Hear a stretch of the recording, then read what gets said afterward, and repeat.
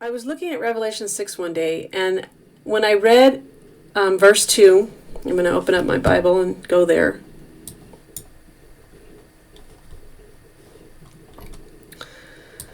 Revelation 6, verse 2. And it says, "And I looked, and behold, a white horse, and he who sat on it had a bow, and a crown was given to him, and he went out conquering and to conquer." So I've always heard from various Bible teachers that that is a description of the Antichrist, because he's a false Christ, since he's riding on a white horse, and we know that Christ himself returns on a white horse near the end of Revelation. So people have said that this rider on a white horse is a fake Christ, and that he brings a false peace, because that's their understanding. The Bible does say it in Daniel 9 that he signs a covenant, and then in the middle of that covenant he breaks it. So people have just automatically assumed that that's what that's talking about, and through the years, as far as I can see, through commentaries even, people have just believed that that's what it is. And I also believe that that's what it was. Until I started looking at the words, because it just jumped out at me. And the word that I looked at in the Greek was the word bow. Now, I did this 6 to 8 months ago, and the word bow in the Greek means toxon, and it's from where we get the English word toxin. And that just jumped out at me. I couldn't quite just overlook it, especially with everything happening with the pandemic. So those things jumped out at me, and I thought, so if I look at this verse with that understanding, it says, "I looked, and behold, a white horse. He who sat on it had a toxin, and a crown was given to him, and he went out conquering and to conquer." So you have this rider on a white horse with a toxin going out conquering and to conquer. And I thought, that's exactly what's happening right now in the world. So then I looked at the second seal, and it says, "When he opened the second seal, I heard the second living creature say, 'Come and see.' And another horse, fiery red, went out, and it was granted to the one who sat on it to take peace from the earth, and that people should kill one another. And there was given to him a great sword." There's definitely rumors of war, and there is war taking place in Ukraine. So it says that this rider on this red horse goes out. It was given to him to take peace from the earth, and that people should kill one another. So I thought, what if that's what's happening now with the wars? And then I went to look at the third seal, and it said, "When he opened the third seal, I heard the living creature say, 'Come and see.'" And this is the New King James Version. "So I looked, and behold, a black horse, and he who sat on it had a pair of scales in his hand. And I heard a voice in the midst of the four living creatures saying, 'A quart of wheat for a denarius, and 3 quarts of barley for a denarius, and do not harm the oil and the wine.'" So now you have famine taking place. And this rider on this black horse, he has a pair of scales in his hand. And he's doing something, but there's some things that he can't touch, like the oil and the wine. So he's obviously causing some kind of famine on the earth. And I'm looking at inflation right now, and what's happening with the food supply, and the things needed for crops to grow being totally destroyed and eliminated throughout the world. Trading is being affected. All these things are happening, and now we're facing famine, and I think that's going to hit us harder than we realize in 2023. In fact, all the reports in the news are saying as much. Revelation chapter 6, verse 7.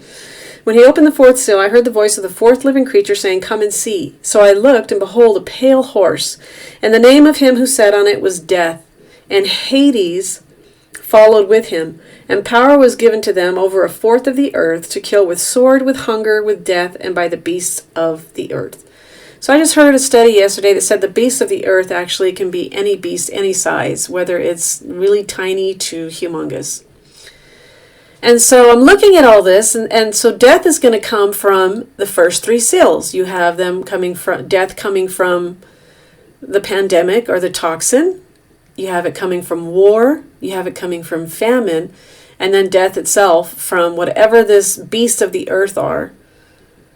And so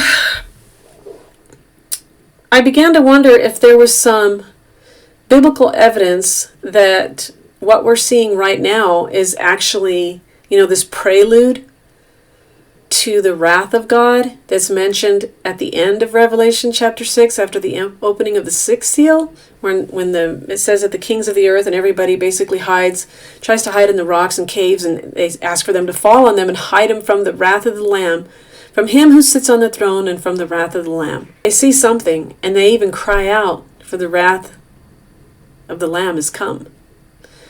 So if all this is a prelude to the wrath that's described at the end of Revelation 6, I had to find out if there was some kind of biblical evidence for it.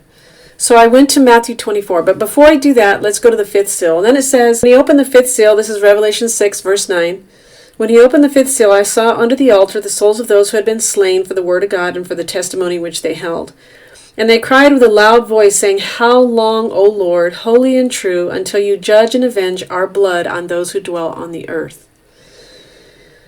Then a white robe was given to each of them.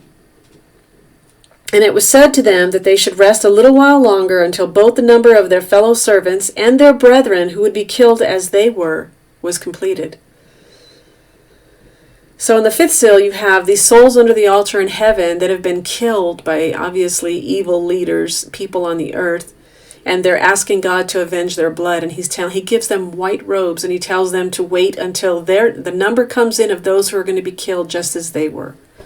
So you have the martyrdom of Christians, or people that are holding to the testimony of Jesus Christ. I know people believe that we're already raptured out of here, and these are the tribulation saints who are killed after the rapture of the church, but I'm not seeing that. I used to see that. I used to believe that, and it's really easy to believe that based on how you interpret other passages, but I'm not, myself personally, I'm not seeing that, and I'm going to show you why. So after the opening of the fifth seal, you have the opening of the sixth seal. And it says this, and this is the seal that we really, really need to pay attention to, because this is what jumped out at me when I was going on my study to see if there was any other biblical evidence. And this is Revelation chapter 6, verse 12. I looked when he opened the sixth seal, and behold, there was a great earthquake. And the sun became black as sackcloth of hair, and the moon became like blood. And the stars of heaven fell to the earth, as a fig tree drops its late figs when it is shaken by a mighty wind. Then the sky receded as a scroll when it is rolled up, and every mountain and island was moved out of its place. And as another person who I know, who's a Pastor Rex Blissard, mentioned that it also talks about mountains being moved out of their place during the Ezekiel 38 war. And he made a very good point when he said, how many times are the mountains going to be moved out of their place? It's not like they're going to regrow. So perhaps this is when Ezekiel 38 actually does take place, at the same time after the opening of the sixth seal.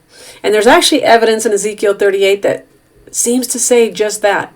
But that's I'm going to leave that there. So, and it says, the sky receded as a scroll when it's rolled up, and every mountain and island was moved out of its place. And the kings of the earth, the great men, the rich men, the commanders, the mighty men, every slave and every free man hid themselves in the caves and in the rocks of the mountains, and said to the mountains and rocks, now this is what they're saying. They're seeing these things. They're seeing something happening in the heavens. There's the sun doesn't give its light. The moon is turned to blood. There's a great earthquake, and the stars of heaven are falling to the earth. So there's obviously some kind of meteor shower taking place that they're actually hitting the earth, which NASA's trying to say won't happen for the next 100 years, but they know it's coming. That's why they're so worried about it and trying to stop the projection of meteors that are already on their way to Earth. So they see this happening, and then it says the sky recedes like a scroll. I don't know what that's going to look like, but it's obviously something that everybody's going to see, because you have the kings of the earth, the great men, the rich men, the commanders, the mighty men, every slave and every free man. That's everybody hiding themselves in the rocks and in the caves and saying, fall on us. And this is what they say. And said to the mountains and rocks, fall on us and hide us from the face of him who sits on the throne and from the wrath of the Lamb. So they're seeing something that makes them cry out and say this. They specifically say, hide us from the face of him who sits on the throne and from the wrath of the Lamb. For the great day of his wrath has come, and who is able to stand?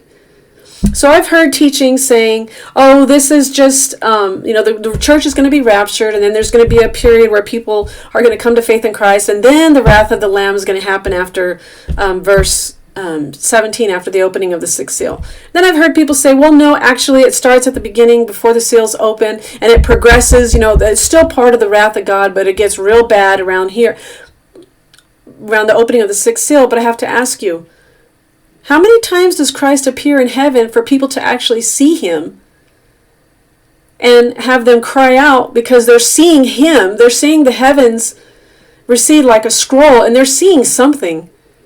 If Christ is only going to come at the rapture and at the second coming, and people have already been raptured before this, then what are they seeing? Is God opening the heavens for them to see him during the 7-year tribulation if the prior view is correct and they see him? So this started to really hit me, and I was like, wait a second. You have Christ appearing in the heavens after the opening of the sixth seal for everybody to see because they're trying to hide from his wrath that's come.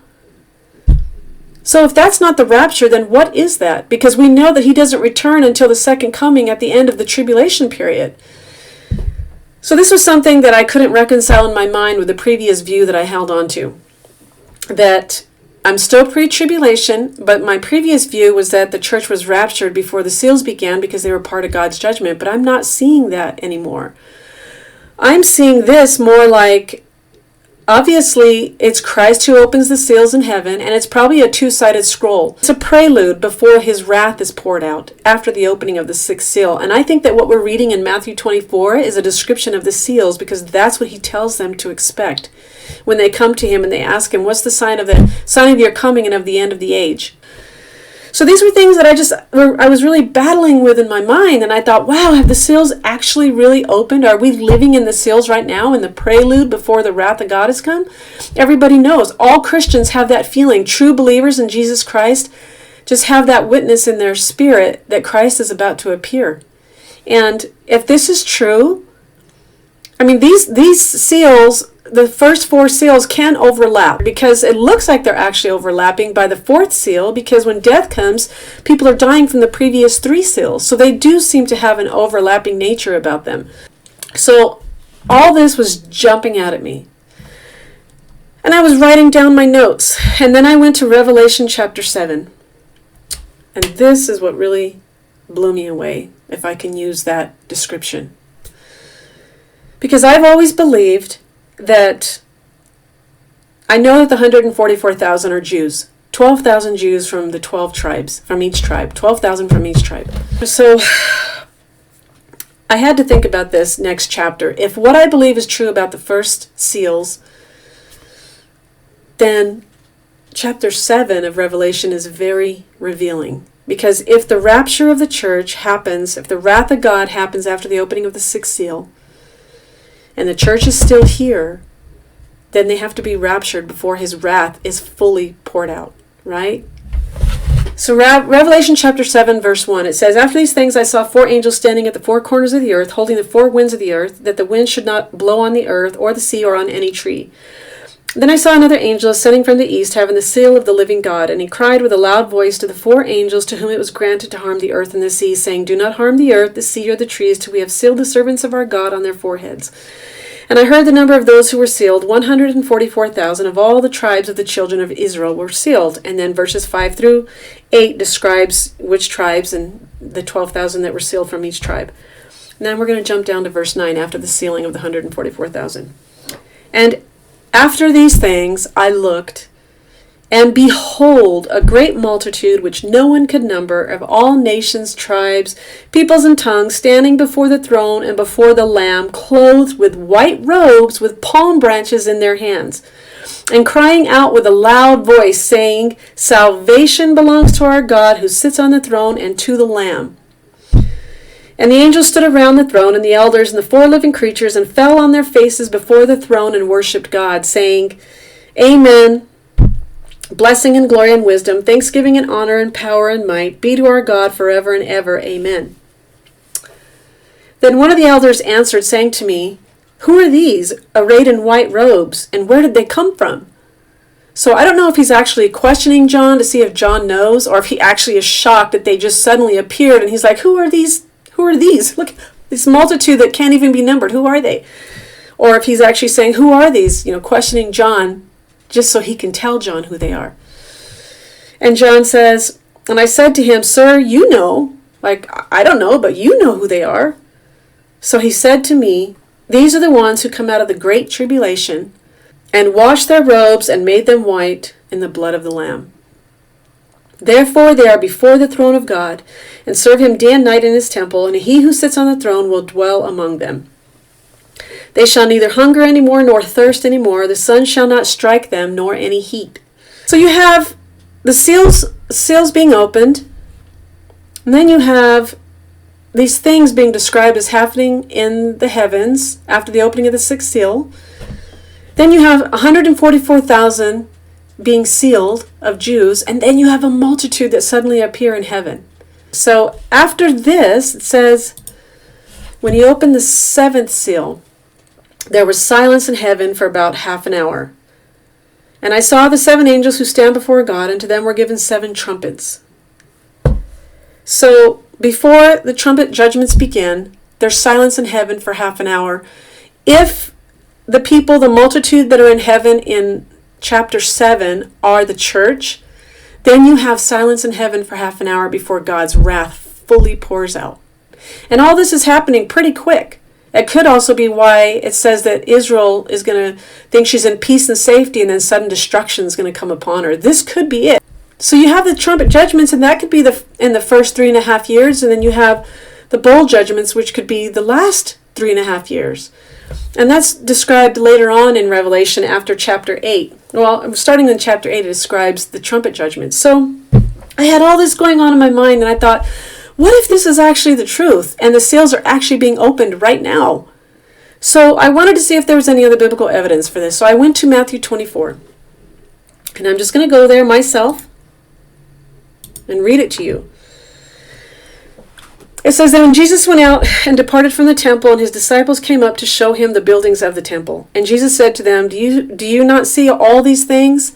Assuredly I say to you, not one stone shall be left upon another that shall not be thrown down. Now he's talking about what's going to come in 70 AD when the temple is destroyed.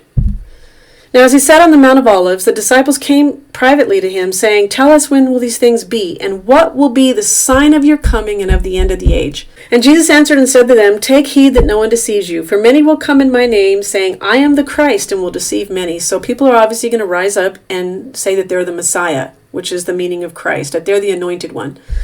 So he answers them, this is going to happen.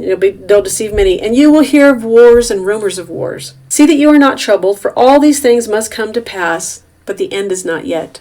So you have the seals opening, but the end is not yet. Right? Because we know that if we believe that the seal openings are the prelude to God's wrath being poured out, then the end is not yet. Because there's still a 7-year tribulation period that's going to take place on this earth before the end actually does come of this age. So he's saying these things are going to happen, but the end is not yet. For nation will rise against nation, which is happening, kingdom against kingdom, and there will be famines, pestilences, and earthquakes in various places. And then Jesus says, all these are the beginning of sorrows. The beginning of sorrows. Could the seals actually be the beginning of sorrows, the prelude to God's wrath that's going to come? Then they will deliver you up to tribulation and kill you, and you will be hated by all nations for my name's sake. Isn't that not the opening of the 5th seal? And many will be offended, will betray one another, and will hate one another. That's going to happen. And because lawlessness will abound, the love of many will grow cold. But he who endures to the end shall be saved. And this gospel of the kingdom will be preached in all the world as a witness to all the nations, which happens during the 7-year tribulation, because you have the 144,000 witnesses. You have the 2 witnesses that are also going to rise up. And then you have a messenger, it says, an angel flying in the earth, sharing the everlasting gospel. So this message of the kingdom is going to be preached in all the world as a witness, and then the end will come, which is the second coming. So Jesus answers their question. This is what it's going to look like, up to that point of my wrath and then afterwards. And then he focuses in on the midpoint of the tribulation in verse 15 of Matthew 24. Therefore, when you see the abomination of desolation spoken of by Daniel the prophet standing in the holy place, then let those who are in Judea flee to the mountains. So he's basically talking to that group of people that are going to be here at the midpoint of the tribulation, when the Antichrist is going to rise up in their temple. He's going to proclaim himself to be God, and that is going to be the abomination that causes desolation, and the Jews are going to flee. They're going to hide, and they're going to be hidden. They are actually going to be hidden and protected by God, because he has a remnant, according to Romans 11, that's going to come to faith in him at the end when he appears, when he actually returns, and they're going to realize that he was the Messiah all along that they rejected. This is going to happen. So he's talking about this time period, and he says, "Let him who is on the housetop not go down to take anything out of his house, and let him who is in the field not go back to get his clothes. But woe to those who are pregnant and to those who are nursing babies in those days, because they're going to have to run and hide. And pray that your flight may not be in winter or on the Sabbath," because it's going to be very cold. "For then there will be great tribulation, such as not been since the beginning of the world until this time, no, nor ever shall be." So it's after the 3.5-year mark that God's bowl judgments are going to pour out. And this is going to be some kind of tribulation that the world has never seen. It's going to be worse than anything we've seen up to this point. So that's pretty bad. "And unless those days were shortened, no flesh would be saved, but for the elect's sake, those days will be shortened." So for these elect Jews, the remnant, for their sake, these days will be shortened. God's not going to just let it just completely destroy and obliterate everybody in existence, because he has his remnant Jews. "Then if anyone says to you, 'Look,'" so he's talking to these Jews now that are in hiding, "and if they say to them, 'Look, here's the Christ,' or 'There he is,' do not believe it." So they're going to be saying things to try to get the Jews to come out of hiding, saying, "There's the Messiah, come out, go to him." And he's like, "Don't believe it. That's not me. Don't believe these reports that you're going to hear. For false Christs and false prophets will rise and show great signs and wonders to deceive, if possible, even the elect." I think this is talking about the Antichrist and the false prophet. And they're going to show signs and wonders to try to make them believe that, hey, I'm the Antichrist. I'm the Messiah over here, the Antichrist and the false prophet. We already know what kind of signs he's got. It says he's going to be calling fire down from heaven. In the view of everybody, he's going to be doing these things. The Antichrist himself is going to rise from the dead, and people are going to be like, "Oh, who can make war against him? He's so great. Nobody can kill him." So these guys are going to rise up to try to draw the remnant out. And Jesus is telling them, don't believe these reports. See, I have told you beforehand. And then he tells them, therefore, if they say to you, "Look, he's in the desert," do not go out. Or, "Look, he's in the inner rooms," don't believe it. For as the lightning comes from the east and flashes to the west, so also will the coming of the Son of Man be. He's telling them, this is what my coming is going to look like. This is when you'll know that I'm here. Just like you see the sign, from the east to the west, you're gonna recognize that it's me. That's when you'll know that it's me. For wherever the carcass is, and then he gives them a hint of when that time is going to be. Wherever the carcass is, there the eagles will be gathered together. So he's talking about the Battle of Armageddon, when the armies of the world are destroyed, and the birds of the air are called to feast on their flesh. He's telling them, this is when I, the true Messiah, am going to appear, when you see these things happening. So then, after he tells them that, so the first part, he talks about the seal judgments and what to expect when the seals are opened. And then he tells them what it's going to look like from the midpoint all the way to the end. And then he goes back to this, and he says, now learn this parable from the fig tree. Or actually, I'm sorry, I went too far. 29. After he says, wherever the carcass is, there the eagles will be gathered together. Then he says, immediately after the tribulation of those days. So now he's going back to talking about the tribulation of those days, which is the seals, right? Because that's what they're described as. Because it says that the people that are under the altar in heaven are the ones that even appear in the 7th chapter of Revelation, came out of the Great Tribulation. So now he's talking about that time period when he says, immediately after the tribulation of those days. And then he's now talking about the opening of the 6th seal, because it's exact.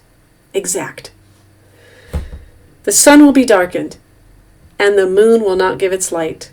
The stars will fall from heaven, and the powers of the heavens will be shaken. Is that not what happens after the opening of the 6th seal? It actually says that's what happens. Then the sign of the Son of Man will appear in heaven. The sign of the Son of Man will appear in heaven. Could that be when the heavens are rolled back like a scroll? And then what do they do when that happens? What did it say that they did? That all the kings of the earth Every slave tried to hide in the rocks and the mountains, the caves, and said, hide on us, fall on us and hide us from him, the face of him who sits on the throne and from the wrath of the Lamb. You have people crying out. And what does it say here?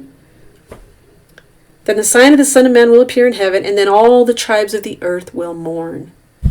And they will see the Son of Man coming on the clouds of heaven with power and great glory. So you have Christ coming at this time with power and great glory on the clouds, which we know the rapture says that he is going to come in the clouds and receive us, right? And then it says, now learn, and he will send his angels.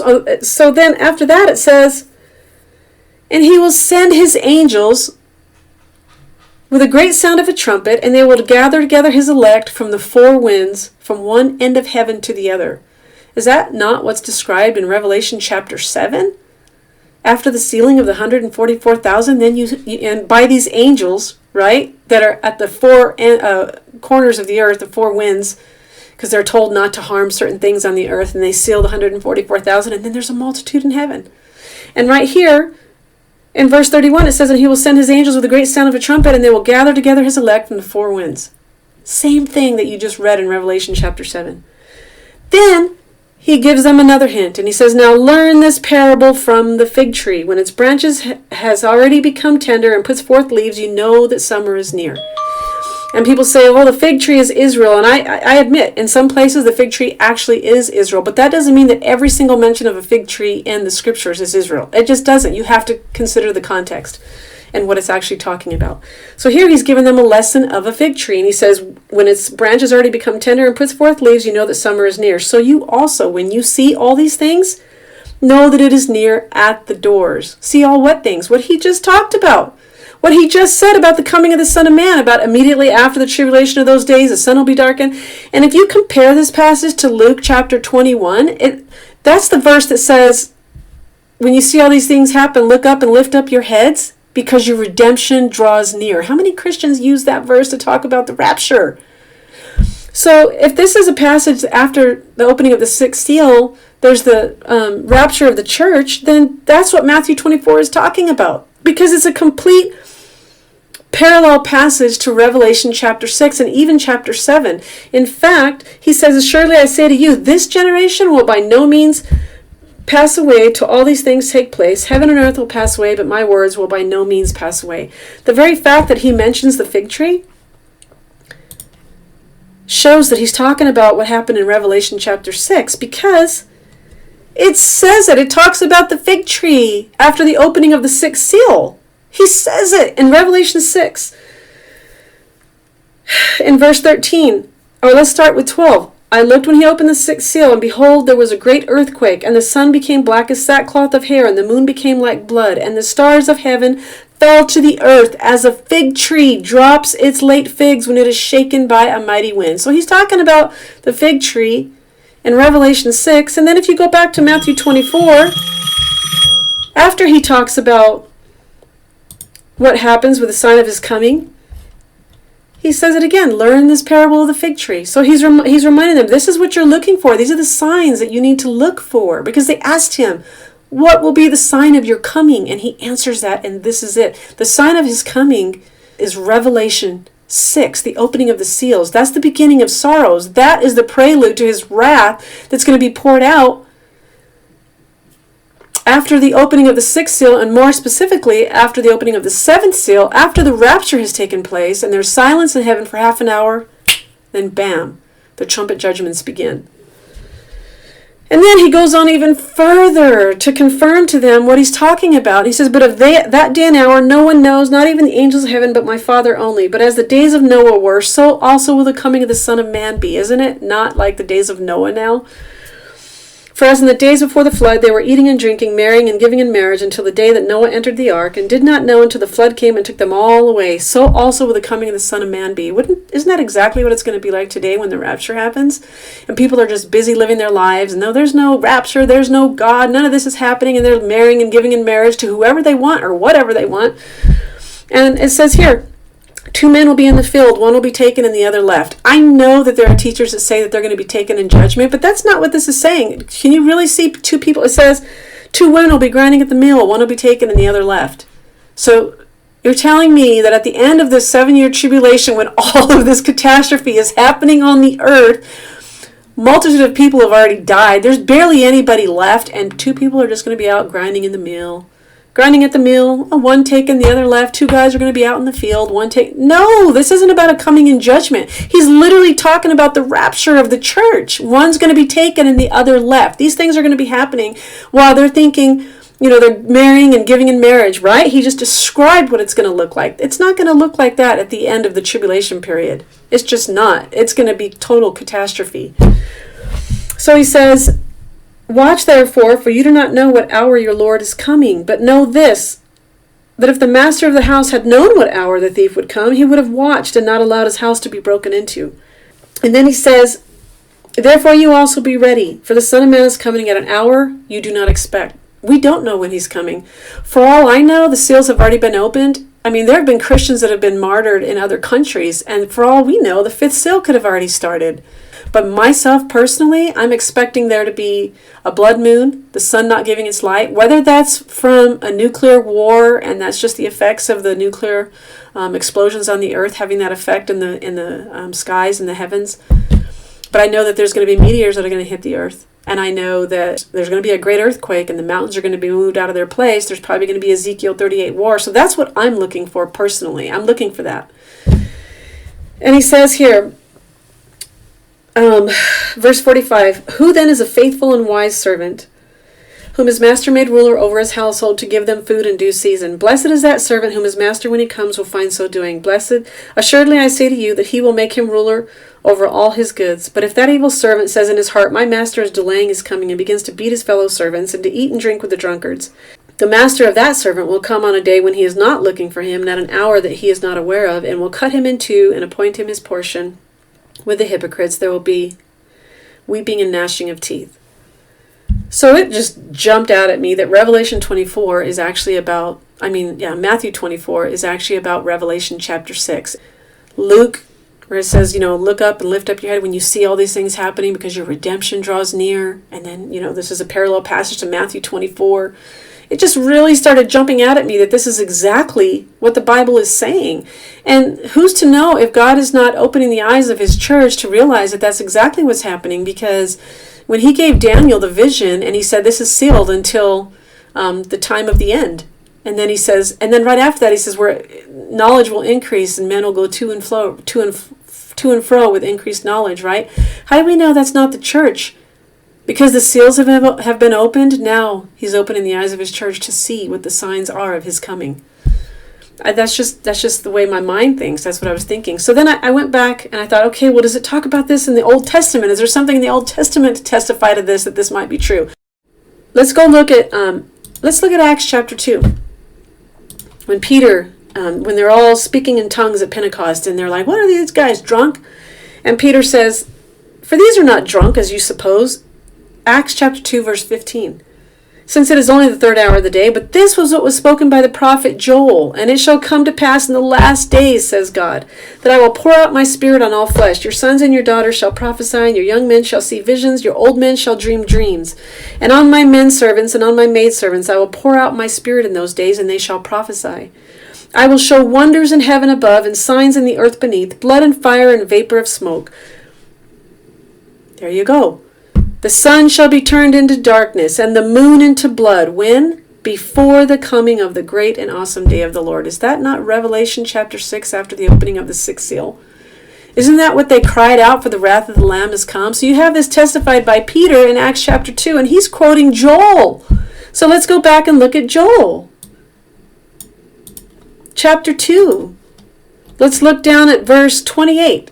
And it shall come to pass afterward that I will pour out my spirit on all flesh. That's what Peter just said. Your sons and your daughters shall prophesy. Your old men shall dream dreams. Your young men shall see visions. And also on my men servants and on my maidservants I will pour out my spirit in those days. And I will show wonders in the heavens and in the earth, blood and fire and pillars of smoke. The sun shall be turned into darkness and the moon into blood before the coming of the great and awesome day of the Lord. So this is enough for now. I can make another video later about what I see, but I just really want people to consider this view because it's becoming very clear to me that that's exactly what is happening right now. I know that it's Jesus opening the seals. I know that the horsemen appear to be sent by him, but they could be the beginning of sorrows that Jesus spoke of in Matthew 24 before his wrath is poured out. His wrath is also called tribulation because it says that in Matthew 24 when it says there'll be great tribulation such as the world has never seen. So just because you see the word tribulation doesn't mean that that has to be the 7-year tribulation. The first seals could be a time of tribulation before the actual tribulation is poured out, his wrath. So these are things I just ask you to consider. Consider the word bow, that it means toxon. I don't know how else to get this across. All I know is I used to believe one thing and now I don't. I still believe in a pre-tribulation rapture. I believe the church is going to be removed before his wrath is poured out because even Paul says that we're not appointed to wrath.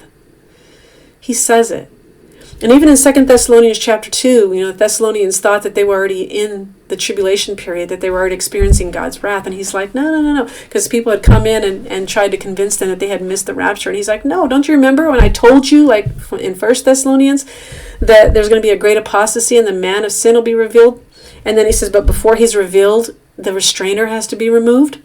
He who sows now restraining will be removed before the man of sin can be revealed. So this is how I think it's going to happen. The seals are already opening. And I think we have no less than maybe 6 years left, if not less. Even if you believe, okay, no, I still believe the pre-tribulation, that the church is going to be raptured before the seals. Fine. You're still looking for the signs in Matthew 24, right? You're still looking for those signs. And if those signs are the seals, that's okay. God's going to still have compassion and know that you're looking for the right signs, whether you believe those are the seals or not. So this is my view. This is where I stand. I would encourage you guys to also look up Rex Blissard because he's onto something too, and people are just, they don't want to hear it. It's like they're afraid to hear anything different from what they've always been taught. But I've been a believer for 35 years, and God opened my eyes to see the truth of what's happening right now. And I think it's because the seals have been opened that his knowledge is increasing in the church. Thank you for listening, and I hope you were encouraged by this.